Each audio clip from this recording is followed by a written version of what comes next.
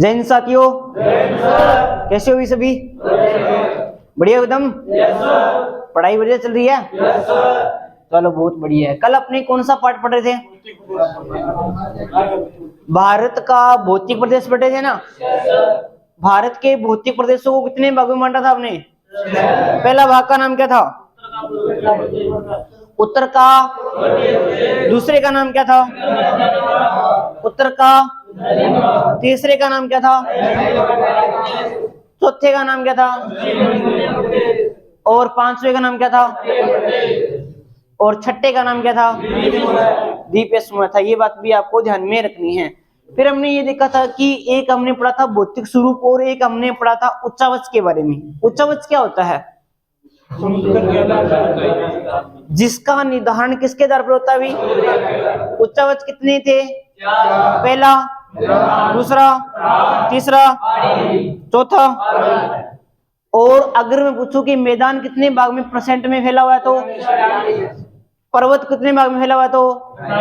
पर्वत, पठार और पहाड़ी 18। बहुत बढ़िया भाई। कल हमने देखा था हिमालय का वाला पहला पार्ट पढ़ा था ना। हमने शुरू किया था पहला भौतिक प्रदेश। थोड़ा पीछे हो बढ़िया, थोड़ा सा पीछे, अरे थोड़ा पीछे हो। कल हमने शुरू किया था पहला उत्तरी पर्वतीय प्रदेश या पठारी प्रदेश भी बोल सकते हो। इसको हमने देखा था कि कितने भागों में पढ़ना है इसे? कितने भागों में पढ़ना है भाई? 3 भाग कौन कौन से थे? पहला भाग का नाम क्या था भाई?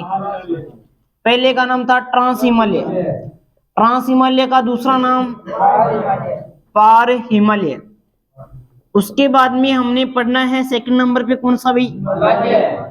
सेकंड नंबर पे पढ़ना है हमें हिमालय। और तीसरा हमें पढ़ना है पूर्वी पहाड़ियां। उसके बाद में देखो हमने देखा था कि ट्रांस हिमालय या पार हिमालय को हमने कितने भागों में बांटा था भाई? 3 श्रेणियों में बांटा था। पहले का नाम, बहुत बढ़िया भाई, पहले का नाम क्या था भाई? दूसरे का नाम लद्दाख था और तीसरे का नाम जास्कर था भाई। क्या था भाई? बहुत बढ़िया।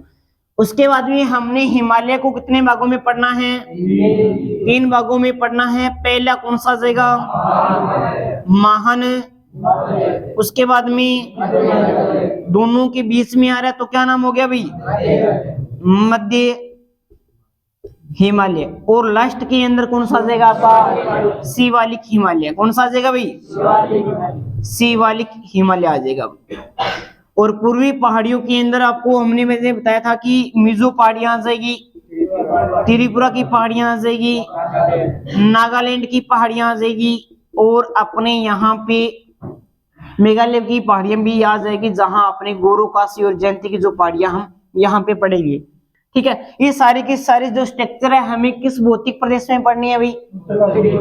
उत्तरी पर्वतीय प्रदेश के अंदर पढ़नी है। और हमने कल शुरू कर दिया था ट्रांस हिमालय के बारे में पढ़ना, शुरू कर दिया था ना भाई। और ट्रांस हिमालय में सबसे पहले नाम आया था हिमालय का। और हमने देखा था कि हिमालय का जो निर्माण है वो कैसे हुआ था, पता है ना सभी को? हिमालय के निर्माण के बारे में हमने कितने सिद्धांत पढ़े थे भाई?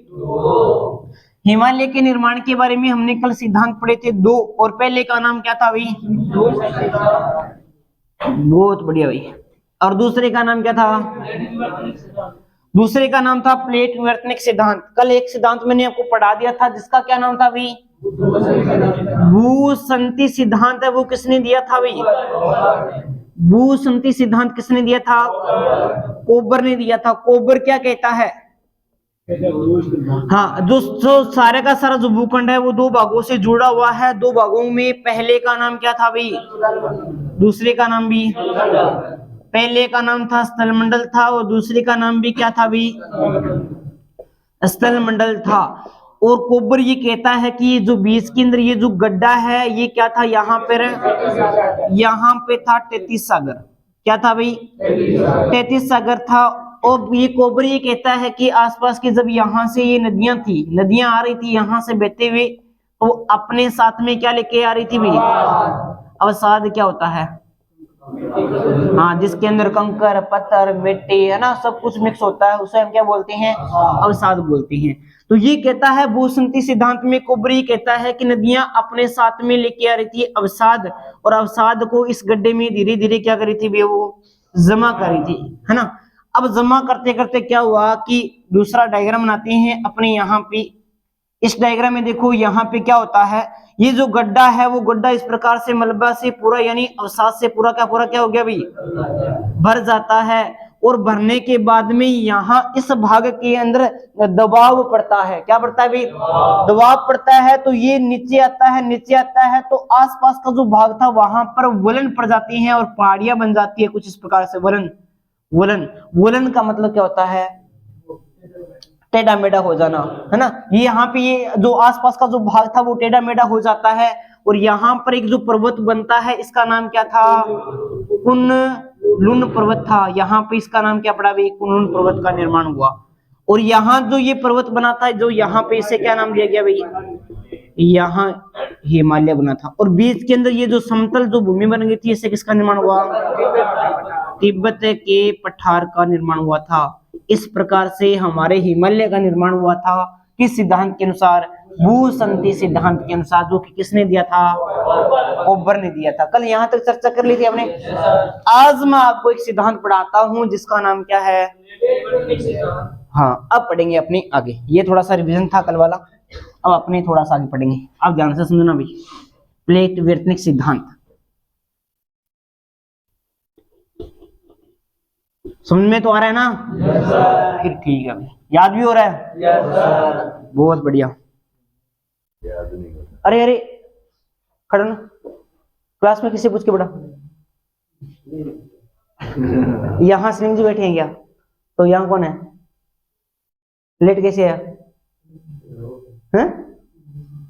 अरे इधर प्रसाद ले जा, जल्दी जल्दी आ जा। हाँ, सोमनी खड़ी आज। अब प्रणव बोल ले। अरे प्रणव बोले, हाथ को नहीं, हाथ लाग जाए ठंड में। अरे हाथ बना ले, बढ़िया। चलो भी अपने पढ़ते हैं। कौन सा सिद्धांत पढ़ते हैं भाई? अपने पढ़ेंगे प्लेट विवर्तनिक सिद्धांत। प्लेट विवर्तनिक से पहले समझना है भाई, ध्यान में रखना, ठीक है ना। प्लेट विवर्तनिक सिद्धांत क्या था, किसने दिया था, वो सारी की सारी चर्चा करेंगे। पहले समझना है, और जब तक ना कहा जाए तब तक लिखना कुछ भी नहीं है। ये सिद्धांत दिया था एक भूगोलवेता थे जिनका नाम क्या था? हेरी हेस बोल दो, हेस हेरी बोल दो, कोई दिक्कत वाली बात नहीं, आपसे नाम नहीं पूछेगा। पहली बात है, हेरी हेस पूरा नाम था। प्लेट विवर्तनिक सिद्धांत के अंदर ये क्या कहता है? हेरी हेस ये कहता है कि जो सारी की सारी जो पृथ्वी है वो एक भाग से जुड़ी हुई है ना। आपको याद आ रहा होगा, एक सिद्धांत मैंने पढ़ाया था आपको, महाद्वीपीय विस्थापन सिद्धांत पढ़ाया था। किसने दिया था? विवेकानंद ने दिया था। उसी प्रकार से हेरी हेस भी कहता है कि जो सारी की सारी जो भूमि है वो एक भाग से जुड़ी हुई है, कुछ इस प्रकार से, ठीक है। इस प्रकार से सारी की सारी जो भूमि है वो एक भाग से जुड़ी हुई है। और इस भूमि के बाहर में यहाँ पर क्या है? भूप्रपट्टी पाई गई है भाई। एक क्या बनी हुई? भूप्रपट्टी बनी हुई है। लेकिन महाद्वीपीय विस्थापन सिद्धांत में एक जो जुड़ा हुआ जो भाग था उसको क्या नाम दिया था? पेंजिया। और बाहर वाले को नाम पेंथालासा दिया था। अब यहाँ पर ये क्या बनी हुई है? इस प्रकार से ये भूप्रपट्टी बनी हुई है। और इस भूप्रपट्टी को जो हेरी हेस वो नाम क्या देता है? क्रस्ट। क्या नाम देता है? क्रस्ट नाम देता है। किसको देता है? जो ये भूमि थी इसके बाहर जो भूप्रपट्टी जो बनी हुई है उसको नाम क्या देता है? ये जो क्रस्ट है वो छोटे छोटे टुकड़ों में बंटा हुआ था। ये छोटे छोटे टुकड़े दिखाई दे रहे होंगे, छोटे छोटे टुकड़ों में बंटा हुआ था। इन छोटे छोटे टुकड़ों को क्या नाम दिया? प्लेट। क्या नाम दिया भाई? प्लेट नाम दिया था। पहले वालों को पढ़ा रखा है ना। भी सारी की सारी भूमि एक भाग से जुड़ी हुई है। इस भूमि के चारों तरफ में भूप्रपट्टी बनी हुई है। उस भूप्रपट्टी को क्या कहते हैं? क्रस्ट कहते हैं। क्या कहते हैं? क्रस्ट कहते हैं। ये जो क्रस्ट है वो छोटे छोटे टुकड़ों में बंटा हुआ है। ये छोटे छोटे जो टुकड़े हैं वो क्या कहलाते हैं? और इनमें ये कहता है कि दो सबसे बड़ी प्लेट थी। एक प्लेट का नाम यहां लिख रहा हूं मैं, एक प्लेट का नाम था यहाँ पे यूरेशियन प्लेट। क्या नाम था भाई? यूरेशियन यूरेशियन प्लेट, और दूसरी का नाम मैं यहां पे लिख रहा हूं जिसका नाम क्या है, इंडो ऑस्ट्रेलियन प्लेट। ये दो बड़ी प्लेटें थी, Indo Australian plate, Indo Australian plate. अब देखो क्या हुआ, बात करते हैं। हेरी ऐसी कहता है ये जो प्लेटें हैं वो आपस के अंदर गति कर रही थी, यानी ये जो यूरेशियन जो प्लेट थी वो किस दिशा में गति कर रही थी, दक्षिण दिशा के अंदर, और ये जो गति कर रही थी वो किस दिशा में गति कर रही थी, उत्तर दिशा की ओर गति कर रही थी, उत्तर दिशा में, ठीक है ना। यानी प्लेटें इस प्रकार से आ रही थी। प्लेटें की जो गति है, प्लेटें कितने प्रकार से गति करती है भाई, मुख्यतः अपनी बात करें तो दो प्रकार से गति कर सकती है, वैसे तीन प्रकार से गति करती है। तीन प्रकार से कैसे, एक तो प्लेट इधर आएगी और एक प्लेट इधर आएगी, जैसे ये जा रही है ना, इसको क्या कहेंगे, इसको बोलेंगे अभिसारी। जब दो प्लेटें आपस के अंदर आती है, एक प्लेट ये है और एक प्लेट ये है, जब दोनों प्लेटें आपस के अंदर इस दिशा से गति करती है तो इसे हम क्या बोलते हैं, अभिसारी बोलते हैं। जब दो प्लेटें एक दूसरे की विपरीत दिशा के अंदर गति करी, ये प्लेट है और ये प्लेट है, ये इधर गति कर रही है और ये इधर गति कर रही है, तो इसे हम क्या बोलेंगे, इसे हम बोलेंगे अपसारी।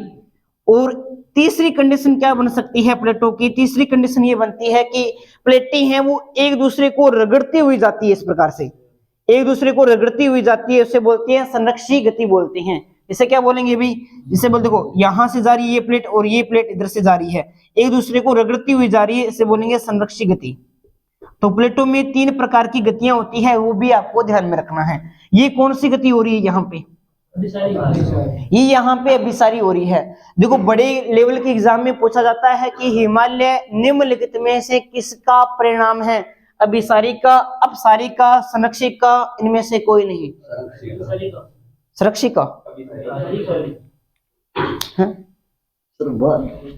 आज पहले दिन है तो ध्यान कटा करो, अभी बताऊं तो ला रही हूं, हैं हाथ दुख है, ध्यान कटा है, आलस से बैठे हुए, ठीक है ना। ये अभिसारी का परिणाम है, ध्यान रखना। अब देखो क्या हुआ, ये दोनों प्लेटें आपस के अंदर गति कर रही थी ना, तो बीच के अंदर इनके अंदर क्या था अभी, बीच के अंदर इनके अंदर था तैतीस सागर। क्या था अभी, इन दोनों प्लेटों के मध्य था 33 सागर, वहां भी 33 सागर था और यहां भी क्या था अभी, 33 सागर था, ठीक है ना। ये 33 सागर कैसे बना था, महाद्वीपीय विस्थापन सिद्धांत याद आ रहा है क्या, पूरा का पूरा एक भाग था पेंजिया, पेंजिया में विस्फोट हुआ था, पेंजिया दो भागों में बटा था, ऊपर वाला भाग, नीचे वाला भाग, बाहर का जो स्थलमंडल, बाहर का जो जलमंडल था उसका जो पानी है जो अवसाद है वो बीच के अंदर आ गया था, जिससे किसका निर्माण हुआ था, 33 सागर का निर्माण हुआ था। अगर आपको ये वीडियो, अगर आपने वो वीडियो नहीं देखा तो ना, पहला वीडियो है इसके अंदर मिल जाएगा आपको, वो प्लेलिस्ट में आप देख लेना, महाद्वीपीय विस्थापन सिद्धांत का है, वो जरूर देखना, ठीक है ना। तो आगे चलते हैं अपने, यहाँ पे बीच के अंदर 33 सागर था। अब देखो ये दोनों आपस के अंदर आ रही हैं इस प्रकार से, बीच के अंदर 33 सागर था, नदियां के अवसाद जमा कर रही थी। अब दोनों एक दूसरे को सपोर्ट करते हैं, तो बीच वाला भाग क्या है कि कुछ इस प्रकार से उभर के बाहर आ जाता है, इस प्रकार से उभर कर बाहर आ जाता है, और जिसको क्या नाम देते हैं, इसको नाम क्या देते हैं, हिमालय। क्या नाम देते हैं भाई, हिमालय नाम देते हैं। दोनों के अंदर 33 सागर का रोल है, इसलिए 33 सागर को हिमालय का गर्भगृह कहा जाता है। बहुत बार प्रश्न आया है कि हिमालय का गर्भगृह किसे कहते हैं, हिमालय का पालनहार किसे कहते हैं, किसको कहते हैं। एक प्रश्न तो यहाँ पे ये बनता है कि हिमालय का गर्भगृह किसे कहते हैं, हिमालय का गर्भगृह, गर्भगृह किसे कहते हैं भाई, 33 सागर को कहते हैं, 33 सागर को। हिमालय का पालनहार किसे कहते हैं, हिमालय का पालनहार किसे कहते हैं भाई, पालनहार जो कहते हैं वो भी 33 सागर को ही कहते हैं, ये भी बात आपको ध्यान में रखना है। अब अगर आपसे पूछे कि हिमालय कौन सी वलित पर्वतमाला है, अब एक शब्द आया यहाँ पे वलित, वलित का मतलब क्या होता है, वलित का मतलब होता है घुमावदार, घुमावदार। देखो वलन पढ़ना, वलन मतलब इस प्रकार से टेढ़ा मेढ़ा, समझ गए क्या। देखो जब दोनों साइड में दाव पड़ा था तो ये क्या है, ये पहाड़ियां पीछे के ऊपर आ गई थी, आपको पता होगा। देखो बीच के अंदर कोई चीज है, अपने जब दाव लगाएंगे तो क्या होगा भाई, पीछे के ऊपर ही आएगी ना। मान के चलो आपके पास में कोई ऐसी कोई रबड़ की चीज है, आप दोनों तरफ से दाब लगा रहे हो, वो क्या करेगी? ऊपर उठने का प्रयास करेगी। इसी प्रकार से जब इन दोनों प्लेटों के मध्य दाब लगा तो ये वलन पड़ गया था, इस पर घुमावदार बन गया था, इसलिए इसको क्या बोलते हैं? वलित पर्वतमाला बोलते हैं। प्रश्न ये आता है कि हिमालय कौन सी वलित पर्वतमाला है? नवीन है, प्राचीन है, या अपशिष्ट है, या कैसी है भाई? है नवीन। प्राचीन बोल रहे हैं, कुछ नवीन बोल रहे हैं। प्राचीन वाले कितने हैं? नवीन वाले कितने हैं? नवीन वाले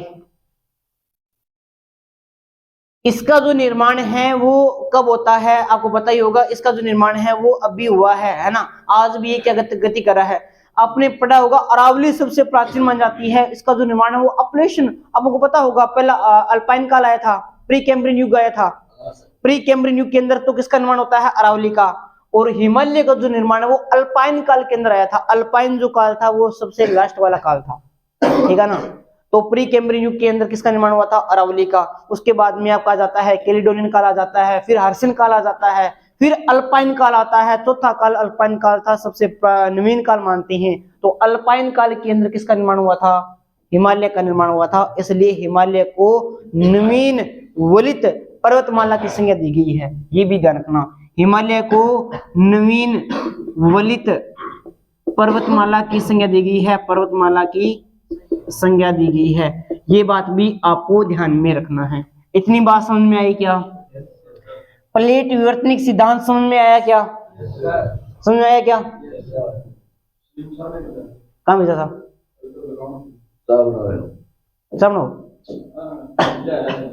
बढ़िया। सुनो भाई, ये प्लेट विवर्तनिक सिद्धांत आप लिखो, उसके बाद में आगे चर्चा करते हैं। जो चीज ना समझ में आई पूछ लेना भाई। क्या लिख ले?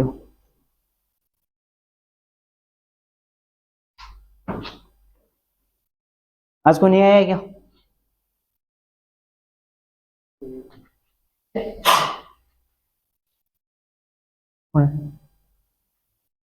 हाँ रुक जाता है, लाइज हुआ होते हैं।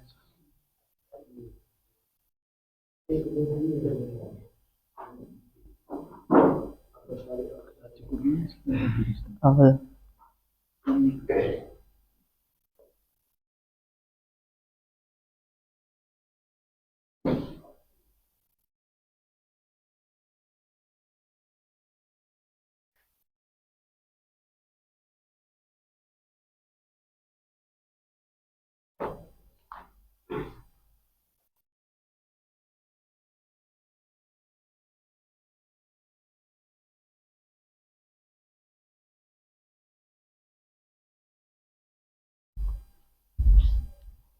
तो पेन कौन तो तोड़ किल नहीं हो रहा है? पेन ऊपर भी उड़ रही है।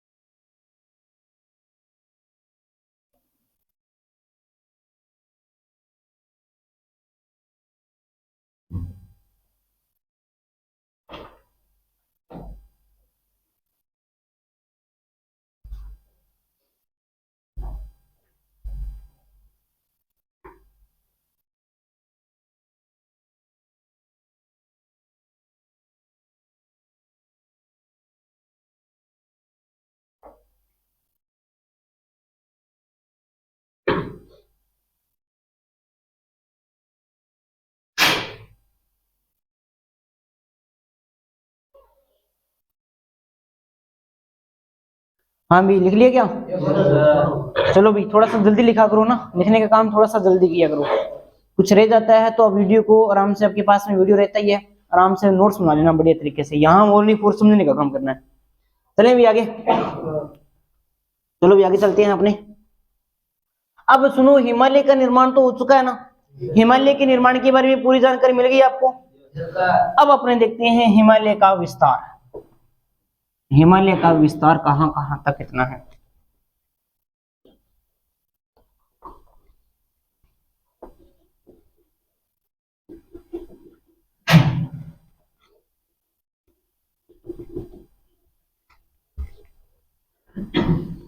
अब सुनो भी सारे सामने देखो भाई, हिमालय का विस्तार की हम बात कर रहे हैं।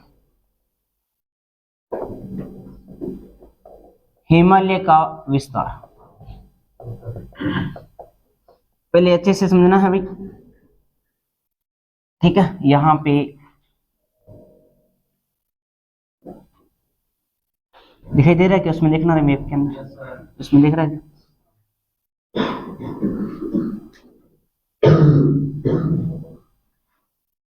पूरा आ रहा है क्या इसमें? ठीक, ओके।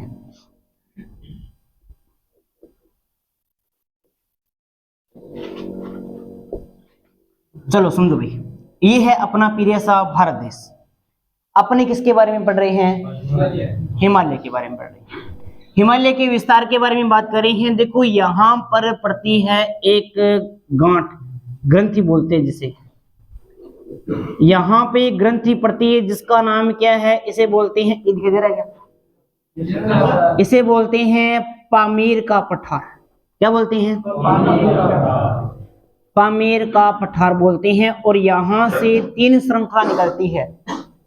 एक श्रृंखला निकलती है इधर, इसे बोलते हैं हिंदुकुश पर्वत। नाम सुना है क्या? हिंदुकुश पर्वत श्रृंखला। एक श्रृंखला निकलती है इधर निकलती है, इसे बोलते हैं जो अभी हमने पढ़ा था कुन पर्वत श्रृंखला। और एक श्रृंखला यहां से निकलती है ऊपर इस प्रकार से, और इसे बोलती हैं टियान सेन पर्वतमाला। टियान सेन पर्वतमाला। देखो ये जो गांठ है, इस गांठ को क्या बोलते हैं? पामीर का क्या बोलते हैं? इसको क्या बोलते हैं? पामीर का पठार बोलते हैं। क्या ये भारत में है क्या? भारत से बाहर है ना। मध्य एशियाई देशों के अंदर है, उज्बेकिस्तान, कजाकिस्तान, पाकिस्तान, अफगानिस्तान, ये जो अपने देश हैं 5 मध्य एशियाई देश है, वहां पर ये फैला हुआ है। तो यहां से 3 श्रेणियां निकलती है। पहली श्रेणी यहां से निकलती है, इसका नाम क्या है? टियान सेन। एक दो दूसरी निकलती है यहां से, इसका नाम क्या है? और एक और निकलती है, इसका नाम क्या है? हिंदुकुश पर्वत।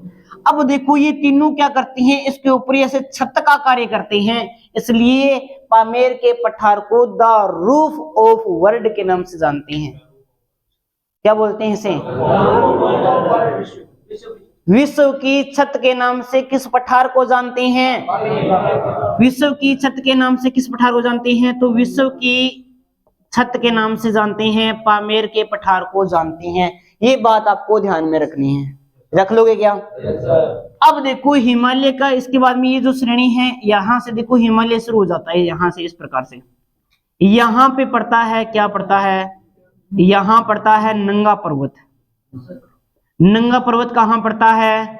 जम्मू कश्मीर के अंदर। क्योंकि आपने इस प्रकार से मैप देखा होगा, यहाँ पे लद्दाख आता है, फिर जम्मू कश्मीर आता है, फिर हिमाचल प्रदेश आता है, फिर पंजाब, फिर हरियाणा, फिर राजस्थान, फिर गुजरात, फिर महाराष्ट्र, फिर गोवा, फिर केरल, फिर आपका तमिलनाडु आ जाता है। इस प्रकार से आपको मैप याद होगा।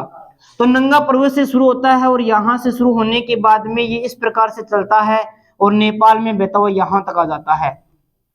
ये नेपाल रहा अपना, नेपाल यहां तक आता है। यहां लास्ट में इसका बिंदु है अरुणाचल प्रदेश के अंदर, जिसको बोलते हैं नामचा बरुआ। क्या बोलते हैं रे? नामचा बरुआ बोलते हैं। लेकिन ये तो भारत की बात हुई है। अगर इसका पूरा विस्तार देखिए इतना, तो ये कुछ यहां से, इसकी 2 श्रेणियां पाकिस्तान के अंदर भी फैली हुई है। यहां पर इस प्रकार से ये पाकिस्तान के अंदर भी फैली हुई है। एक का नाम है सुलेमान पर्वत है, एक का नाम क्या है? सुलेमान। नाम सुना है क्या? सुलेमान। और एक का नाम, इसका नाम है किरथर। नाम सुना है क्या? नहीं सुना तो आज सुने ना, कई चीजें होती है जो पहली बार सुनने को मिलती है, ठीक है ना। तो एक का नाम क्या है? सुलेमान, और दूसरे का नाम क्या है? किरथर। एक का नाम क्या है? सुलेमान, दूसरे का नाम क्या है? किरथर। और यहाँ से आगे चलता है और यहाँ तक कौन होता है, नामचा बरवा। और अगर इससे आगे पूछे कि आगे कहाँ तक जाता है तो ये आगे चला जाता है यहाँ। और यहाँ कौन सा देश है, कौन सा देश है रे, म्यांमार तक ये जाता है पूरा पूरा, ये आपको ध्यान में रखना है। म्यांमार के साथ में अभी एक प्रश्न पूछ रहा हूँ, जिसको पता हो हाथ खड़े कर लेना, ठीक है ना। म्यांमार के साथ में भारत के कितने राज्य सीमा बनाते हैं, जिसको पता हो हाथ खड़ी करना है, बोलना नहीं है। 1 2 और 3 और 4 और 5 6 7 और 8, 8 कोई पता है क्या, बाकी और सारे। उस दिन क्लास में कौन कौन आया था, हाथ खड़े करना। उस दिन क्लास में कौन कौन आया था, हाजिरी पड़ी है, मैं हाजिरी देख लूंगा, फिर ज्यादा कुटूंगा, ध्यान क्या। एक ट्रिक बताई थी, याद आ रहा है क्या, ट्रिक कौन सी थी, अरुणा मामी का एटीएम, अरुणा मामी का एटीएम। इसमें 7 सिस्टर आ रही थी, आपको याद होगा। तो आपको कितने रखने यहाँ पे, मात्र 4। पहला, दूसरा नागालैंड, तीसरा मणिपुर, चौथा मिजोरम। अरुणा मामी तक याद रखना था आपको, भूल गए क्या, तो फिर हाथ खड़े क्यों नहीं किए, हाँ। संको आवेगे, जेठ लगूंगे थारे, तो संको है।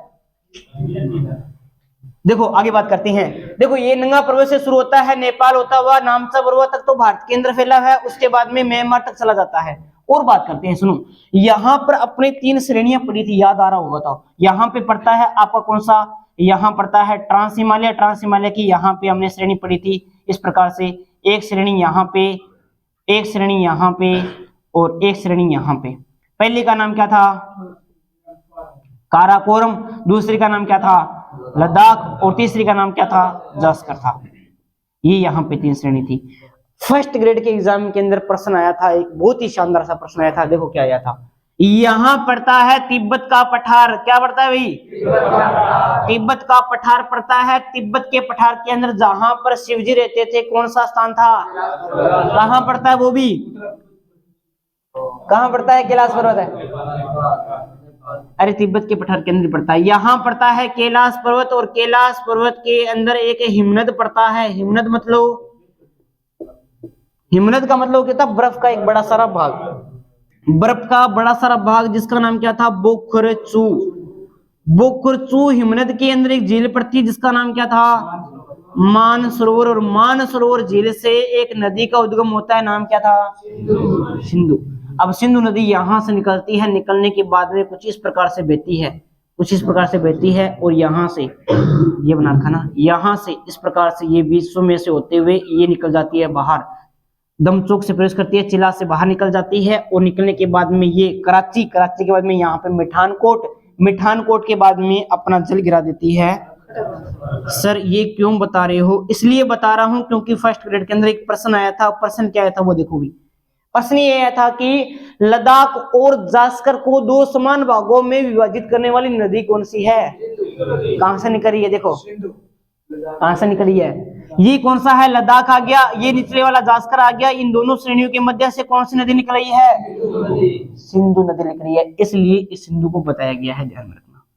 और लद्दाख के अंदर भी यहाँ पे एक स्थान पड़ता है लेह, और लेह को आपको ध्यान में रखना है कि भारत में सबसे कम वर्षा वाला स्थान, सबसे कम वर्षा वाला स्थान। ऐसा क्यों हुआ सर, यहाँ पे तो हिमालय है, यहाँ पे तो बारिश होनी चाहिए थी, लेकिन यहाँ पे बारिश नहीं हो रही है, ऐसा क्यों हुआ कि भारत का सबसे कम वर्षा वाला स्थान लेह ही क्यों हुआ भाई, आपको पता है भारत का सबसे अधिक वर्षा वाला स्थान यहाँ पड़ता है, यहाँ पड़ता है, कहाँ पे पड़ता है, मेघालय के अंदर पड़ता है। और मेघालय के अंदर नाम क्या है जिसका, क्या नाम है जिसका, क्या नाम है, मोसिनराम, मोसिनराम है, इसका ध्यान रखना। तो भारत में सबसे कम वर्षा वाला स्थान भी लेह है, वो कहाँ पड़ता है, लद्दाख के अंदर पड़ता है ना, लेह लद्दाख, लेह पड़ता है, भारत का सबसे कम वर्षा वाला स्थान है। तो यहाँ पर वर्षा कम क्यों होती है बताइए भाई, होने का कारण क्या है, टेम्परेचर नहीं रहता है, अच्छा ऑक्सीजन की कमी है, सफर ज्यादा करे, अरे शांत हो जाओ, आराम से बताओ, पुण्य नहीं करते हैं, हाँ हाँ तन तो बनाओ के भी मिठा चावल बना के बना दियो पाप बड़े। सुनो अपने यहाँ पे जो बारिश होती है, देखो क्लाइमेट पढ़ाऊंगा आपको, वेदर पढ़ाऊंगा ना जब आपको बताऊंगा, वैसे तो अभी क्लाइमेट का ऑप्शन है, ये थोड़ा सा बता देता हूँ इसके अंदर कि अपने यहाँ जो बारिश होती है ना, वो बारिश होती है दक्षिणी पश्चिमी मानसून से होती है। ये दिशा कौन सी है साथियों? और ये दिशा कौन सी है? अपने यहाँ पे जो बारिश होती है साथियों वो इस मानसून से होती है। ये मानसून कौन सा है ना, यहां से होती है। सबसे पहले केरल के अंदर प्रवेश करता है, केरल के अंदर प्रवेश करता है लगभग आपका करता है 1 जून को, आगे बढ़ता हुआ राजस्थान में प्रवेश कर जाता है 16 जून को, 16 जून को प्रवेश कर जाता है। जब ये आगे चल रहा होता है ना तो यहाँ पे ये हिमालय आ गया, हिमालय से टकराने के बाद में बारिश करवाता है। यहाँ पे क्या कराता रे सर हम बोल पर्णमु भोर ले मेरी बात तू पर्णमु भोर ले सुनो। तू पर्णमु भोर 1 मिनट रुको सर। तू क्लास भर मुर्गो मणजी क्लास भर जाके बार मुर्गो मणजी के ला रहे बोतन बात कैसा करो ना अपन बारी करो तेरा हाँ रिपीट कर रहे हैं। देखो अपने क्या पढ़े थे, अपने पढ़े थे कि भारत के अंदर जो वर्षा होती है वो होती है अरब सागर मानसून से होती है, और ये होती है 1 जून को अपने केरल के तट पे टकराता है और 16 जून को राजस्थान में प्रवेश कर जाता है। प्रवेश करने के बाद में आगे आता है तो आगे आ गया हिमालय।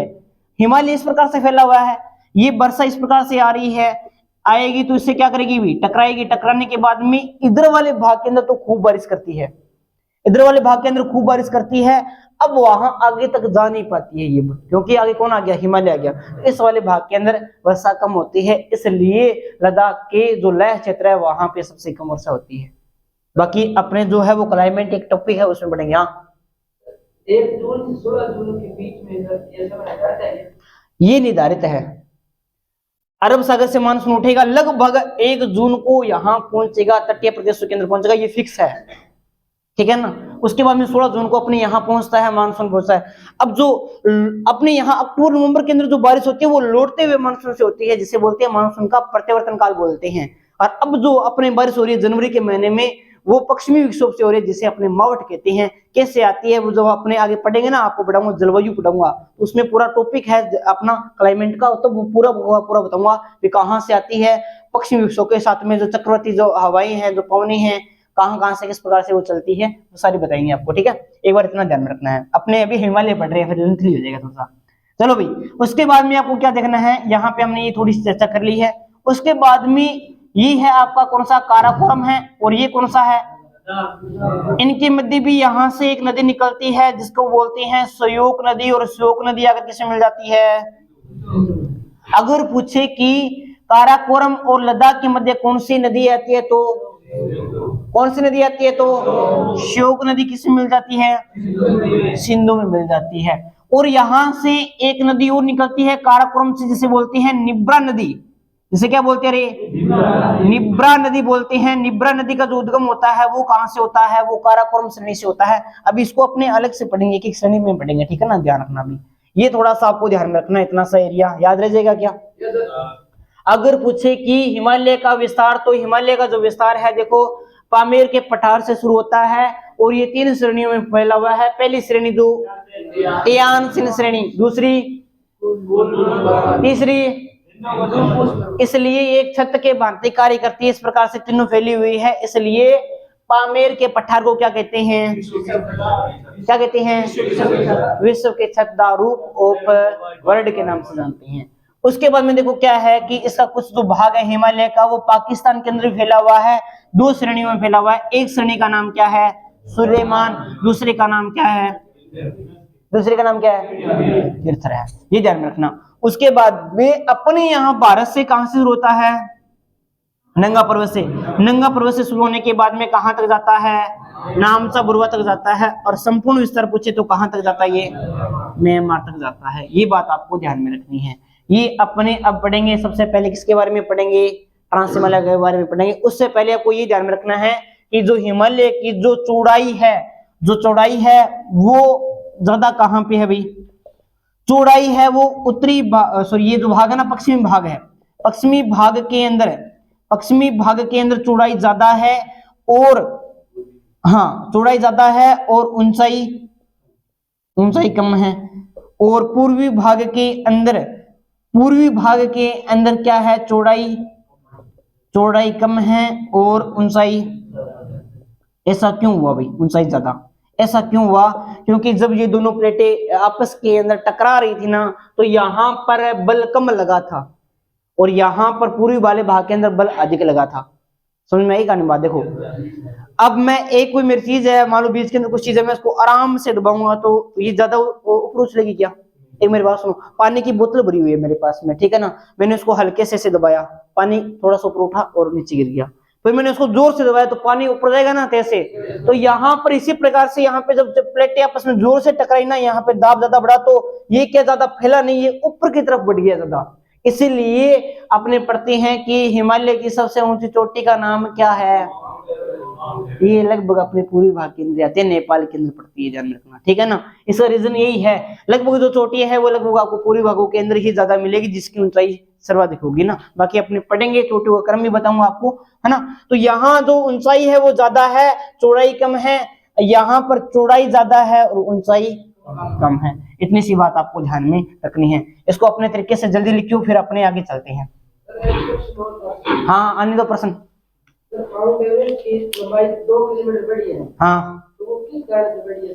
वो इस कारण से बड़ी है क्योंकि आपको हिमालय को युवा मरुस्थल की संज्ञा दी गई है और हिमालय के अंदर युवा मरुस्थल की संज्ञा दी गई है। हिमालय के अंदर आज भी भूकंप और ज्वालामुखी की घटना घटित होती रहती है, जिस कारण से भी इनकी लंबाई बढ़ी है। दूसरा कारण ये है कि ये जो प्लेटें हैं आज भी इनके मध्य गति हो रही है, दोनों के वजह से दाब लग रहा है तो बीच का हिस्सा वो ऊपर की ओर निरंतर बढ़ रहा है, इस वजह से वो बढ़ी है, ठीक है।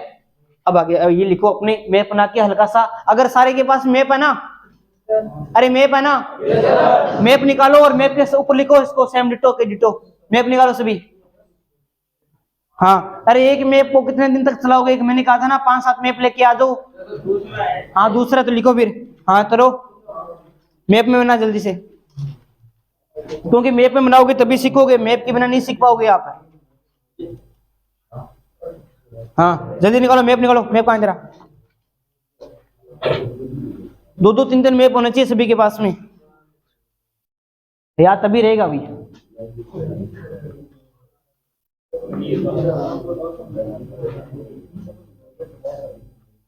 हाँ मैप कहाँ है? मैप कहाँ है? निकाल फिर, उसमें को जल्दी से बना इसको। वही मैप कहाँ है? हैं? क्यों नहीं है? कल आया था क्लास में, परसों आया था। मैप कहाँ है? तू खड़े जा, ओए तू खड़े जा, तू खड़े जा, अरे तू खड़े हो जा, दिल्ली दिल्ली था नहीं है थोड़ी, यहाँ से मानो थोड़ी हो, तू खड़े जा। ओए हाँ इना इना नंबर ना हटा जो थे, ओए मैं पड़ा है और इन्हें मैं भी कौन मिलो देखो, किस दुकान पर गए हो तुम? हैं? अरे तो एक ही दुकान और कौन की मैंने के देर में लेके दे दियो तने मैप है और के तो वर्ड्स कैम कर ला रहे हो, नौकरी तो मन लागनो तन थोड़ी लागनो है, मना कौन तो बिना आया बाहर बाहर बाहर निकल, खड़ा है मैं खड़ा है मैं पूरी। हाँ माउंट एवरेस्ट 2 बारी केड़ी बड़ी चढ़ी सी हो और इना फर्ती में वो बताएंगे आपको, 2 बार कौन बड़ी, कई बार चढ़ी, 23 बार चढ़ी। अरे कोई बात नहीं 23 बार चढ़ी हुआ, बाकी सारे का नहीं।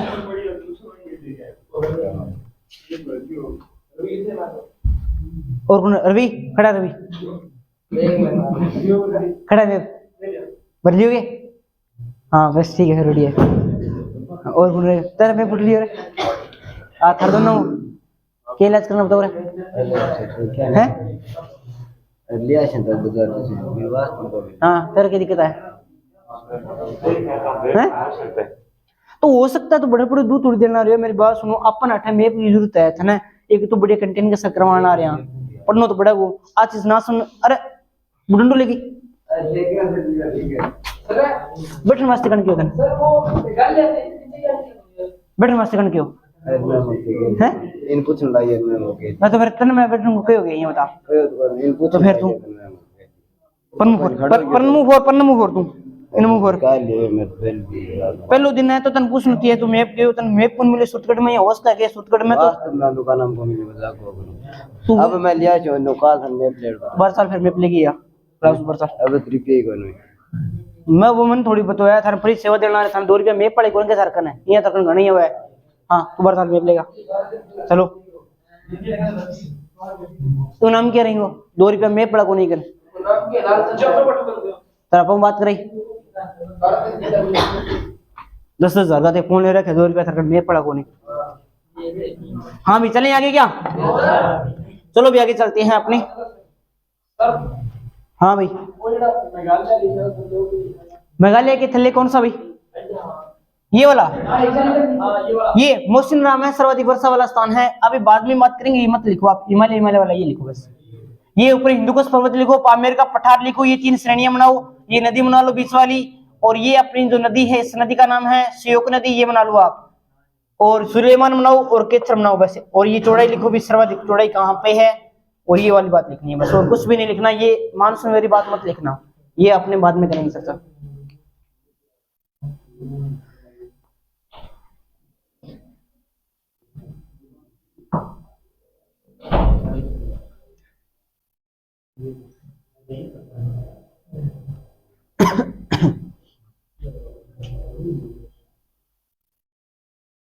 हाँ चलें आगे अब सबसे पहले अपने से कौन सी श्रेणी शुरू करेंगे भाई काराकोरम ट्रांस हिमालय पढ़ रहे हैं हिमालय का निर्माण पढ़ लिया हिमालय का विस्तार देख लिया कहां तक फैला हुआ है और अब हम पढ़ेंगे क्या पढ़ेंगे भाई काराकोरम श्रेणी के बारे में पढ़ेंगे ठीक है चलते हैं आगे पहली श्रेणी आ रही है ट्रांस हिमालय की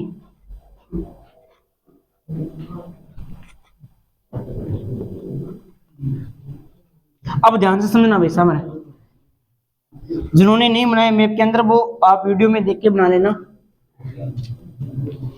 एक बार अभी सामने देखो आप मैं भारत का उत्तरी भाग बना रहा हूं कुछ इस प्रकार से ओनली फॉर भारत का उत्तरी भाग है ये भारत का उत्तरी भाग है और यहां पर मैं एक श्रेणी बना रहा हूं जिसका नाम क्या है काराकोरम सुनिए ध्यान से यहां पर एक पठार पढ़ के आए हैं नाम क्या है यहां पर अभी एक पठार पढ़ के आए थे बाहर जहां से सिंधु नदी का उद्गम हुआ था नाम क्या था होशियार हो गए भाई तिब्बत का पठार अब सुनो मेरी बात पहले तो नाम देखो भी ये पामीर का पठार है ये तिब्बत का पठार है दोनों को जोड़ने का कार्य कौन कर रहा है कौन कर रहा है भाई काराकोरम कर रहा है सुनिए ध्यान से बात समझो ये मेरा सर है सर ये ना हाँ इस सर को मानना है पामेर का पठार मान लियो ये जो मेरी टांगे हैं इनको माना है तिब्बत का पठार क्या माना है रे मान लिया अब पामेर के पठार को तिब्बत के पठार से जोड़ने का कार्य कौन कर रहा है कौन कर रहा है रीढ़ की हड्डी करी है ना इसलिए काराकोरम श्रेणी को एशिया की क्या बोलते हैं एशिया की रीढ़ की हड्डी बोलते हैं रीढ़ की हड्डी बोलते हैं समझ में आई बात क्या पामेर के पठार को तिब्बत के पठार से जोड़ती है काराकोरम श्रेणी इसलिए इसे एशिया की रीढ़ की हड्डी बोलते हैं हाँ कहा जाता है इसके बाद में देखो हालांकि ये बर्फ वाला भाग है लेकिन इसकी अगर कंडीशन देखे ना तो ये बिल्कुल कृष्ण जी के समान है भी कृष्ण जी कैसे थे हाँ तो देख रहे हो कृष्ण जी किसा नीला क्यों परसा के डागे बचपन में कृष्ण जी कैसे थे भाई हाँ देखो हाँ बचपन में जो कृष्ण थे वो थे काले थे इसीलिए इनको काला इसे बोलते हैं काला पर्वत या फिर इनको बोलते हैं कृष्णगिरी कृष्णगिरी पर्वत भी बोलते हैं। ये पेपर में आ चुका प्रश्न है कि कृष्णगिरी पर्वत के नाम से किसे जानते हैं? काराकोरम को जानते हैं। पामेर के पठार को तिब्बत के पठार से कौन जोड़ता है? काराकोरम। काला पर्वत या कृष्णगिरी पर्वत के नाम से किसे जानते हैं? काराकोरम को। अब देखो क्या हुआ था, जब पहले की बात है 1947 से पहले, आपको पता है कि जब भारत का एकीकरण हो रहा था तो उसके अंदर देश की जो रियासतें थी, जैसे जूनागढ़ हो गई, हैदराबाद हो गई है ना, जम्मू कश्मीर हो गई, इनके को कहा गया था कि आप स्वतंत्र, आपके पास में है सलाह है, आप जो जैसा रहो वैसा रह सकते हो, आप पाकिस्तान में जा सकते हो या फिर आप भारत में शामिल हो सकते हो। तो यहाँ पर जम्मू कश्मीर का शासक हरि सिंह जो क्या है कि कुछ टाइम के लिए अंदर वो उलझ गया था। उसके बाद में वो धीरे धीरे क्या है कि इधर पाकिस्तान बन चुका था 1947 के अंदर, और इधर अपना पाकिस्तान भारत बन चुका था, दोनों का बंटवारा हो चुका था। यहाँ का राजा सोच रहा था, सोचते सोचते उन्होंने देर कर दी थी। इसके तहत क्या हुआ कि पाकिस्तान वाले धीरे धीरे यहाँ तक आने लगे थे, और उसने इतने भाग के अंदर क्या कर लिया भाई, इसके ने भाग के अंदर क्या कर लिया भाई, कब्जा कर लिया था। उसके बाद में जम्मू कश्मीर का भारत के अंदर विलय हो गया था। ये बात आपको ध्यान रखनी है। अब पाकिस्तान वाले के, अब हाँ, ये पाकिस्तान वाले कहते हैं ये तो हमारा है, और भारत वाले कहते हैं कि बात थारो किन है, बुलेट दिखेगी है थारो की है, ये क्या थारो है। तो ये मामला चला गया था संयुक्त राष्ट्र संघ के अंदर चला गया था, और संयुक्त राष्ट्र संघ यूनियन ने कहा था कि जो जहां पे है ना वहीं पे रहेगा, एक बार के लिए इसको स्टॉप कर दिया जाए। तो वर्तमान में देखो भी, आपको पता होगा कि इस क्षेत्र के अंदर एक निर्धारण की गई थी जिसे क्या बोलते हैं, POK बोलते हैं, पाक अधिकृत क्षेत्र बोलते हैं। यहाँ पर एक सीमा बना दी गई थी ना, यहाँ पर एक सीमा बना दी गई थी कि आप अभी पाकिस्तान वाले क्या कहते हैं कि आप इतनी दूर पे कब्जा कर रखा है तो कोई बात नहीं, यहाँ पे रहो, और भारत वाले इतनी दूर में रहेंगे, क्योंकि ये मामला यूएनओ में चला गया था और यूएनओ उस समय के अंदर सर्वश्रेष्ठ था, उनकी बात माननी पड़ती थी। ठीक है ना। तो यहाँ पर एक सीमा का निर्धारण हो गया था। तो आधा काराकोरम का भाग किसमें चला गया, और आधा भाग, और यहाँ पर भारत की सबसे ऊंची चोटी थी भाई, इस वाले के अंदर भारत की सबसे ऊंची चोटी थी, क्या नाम थी भाई, K2। इसका नाम था, क्या नाम था इसका, नाम था गोडविन ऑस्टिन नाम था इसका, ऑस्टिन नाम था। क्या नाम था, गोडविन ऑस्टिन नाम था। अब देखो भी भारत वाला दिक्कत हुआ, भारत वाला के कि बैठी खाना बंदा अंत ये कहने की रोटी बन गई जी मिलियो, फिर कैसी लाग दे दो तो सारू बढ़िया बात है, बड़ा आलसी बंदा अपना तो नहीं लाग दे, इसने कैसे ला, हाँ मुंह भुरिया दे दो है। नहीं, भारत वाले बड़े आलसी बंदे हैं। इसने कहा गोडविन ऑस्टिन कुन टोमोटो नाम ले, यानी इतना बड़ा नाम कौन ले। इसने देखा कि कारा एक के ये रहा और एक के ये रहा, इसने कहा ये तो क्या है रे, ये तो क्या है, ये तो K2 है। भारत की सबसे ऊंची चोटी का नाम पूछे तो K2 नाम है, तो ऊंचाई पूछे तो 8611 मीटर, 8611 मीटर। किसके अंदर पड़ती है, पाक अधिकृत क्षेत्र के अंदर पड़ती है। किसके अंदर पड़ती है अभी, पाक अधिकृत क्षेत्र के अंदर पड़ती है। और एक बात और सुनो, यहाँ पर यहीं पर ही भारत का क्या, एशिया का सबसे बड़ा ग्लेशियर, एशिया का सबसे बड़ा ग्लेशियर जिसका नाम क्या है, सियाचिन। ग्लेशियर क्या होता है, बर्फ का एक बड़ा सारा भाग, आपको पता ही है सियाचिन। सियाचिन भी कहाँ पड़ता है, पाक अधिकृत क्षेत्र जम्मू कश्मीर के अंदर पड़ता है। किस श्रेणी में पड़ता है, तो काराकोरम श्रेणी के अंदर पड़ता है। ये बात भी आपको ध्यान में रखनी है। अब देखो क्या हुआ था, ये जो सियाचिन है ना, यहाँ पर सबसे ऊंची युद्ध भूमि भी बनी हुई है। सबसे ऊंची युद्ध भूमि पूछ ले तो कहाँ पे बनी हुई है, सबसे ऊंची युद्ध भूमि, हाँ सबसे ऊंची युद्ध भूमि। अब देखो ये जो सियाचिन है ना, इस पे खड़े होकर तीनों देशों पर नजर रखी जा सकती है। तीनों देश कौन कौन से हैं, इधर पाकिस्तान आ गया, इधर भारत आ गया, इधर चाइना आ गया। अब पाकिस्तान कड़ा कि मारा है और सियाचिन तो मारो है, भारत वाला का है देखे नहीं जुगाड़ो है। हाँ, तो पाकिस्तान वाले के तो कहते हैं कि मारा है, और उससे पहले भारत वाले कहते हैं कि ये तो हमारा है। देखो क्या हुआ था, 1984 से पहले इसके ऊपर किसका अधिकार था, पाकिस्तान का अधिकार था, पाकिस्तान का अधिकार था। 1984 के बाद में भारत वालों को आया गुस्सा, और भारतीय सेना ने एक नया संगठन एक चलाया, ऑपरेशन। और ऑपरेशन का नाम क्या था, ऑपरेशन का नाम था ऑपरेशन मेघदूत। ये RS प्री के अंदर प्रश्न आ चुका है 2018 वाले के अंदर कि ऑपरेशन मेघदूत कहां चलाया गया था, RS प्री में आया था। तो ऑपरेशन जो मेघदूत है वो भारतीय सेनाओं के द्वारा चलाया गया था और भारतीय सेना ने ऑपरेशन मेघदूत 1984 में चलाया था, जिसके तहत उन्होंने जे पाकिस्तान बांग्या टिक्का के कुत्ते में कूट कूट के लाल टमाटर इतने कर दिया। हाँ, बड़ा चंगी तरह कुटिया है ना। यहाँ से उनको पाकिस्तानियों को भगा दिया था और वर्तमान में किसका अधिकार हो गया भाई सियाचिन पर है? भारतीय सेनाओं का अधिकार है वर्तमान में। ये बात भी आपको ध्यान में रखनी है, ठीक है। और सियाचिन से यहां से ये एक नदी निकलती है जिसका नदी का नाम क्या है? निब्रा नदी। हाँ, निब्रा नदी। निब्रा नदी का जो उद्गम है वो होता है सियाचिन ग्लेशियर से होता है। और यहां पर एक और देखो भी, ये जो काराकोरम है वो भारत का सबसे बड़ा काराकोरम है वो भारत का सबसे बड़ा क्या माना जाता है भाई? भारत का सबसे बड़ा दर्रा माना जाता है। भारत का सबसे बड़ा दर्रा क्या होता है? दर्रा क्या होता है? दर्रा लद्दाख को बोलते हैं लाख दर्रों का घर। तो दर्रा क्या होता है? एक पहाड़ी ये है, एक पहाड़ी ये है और एक पहाड़ी ये है। दो पहाड़ियों को जोड़ने वाला ये जो तंग रास्ता है, इस तंग रास्ते को क्या बोलते हैं? दर्रा बोलते हैं। ये बात भी आपको विशेष रूप से ध्यान में रखनी है। तो ये काराकोरम श्रेणी थी, कुछ बातें और है और लिखेंगे अपने, इसके बारे में कल लिखेंगे।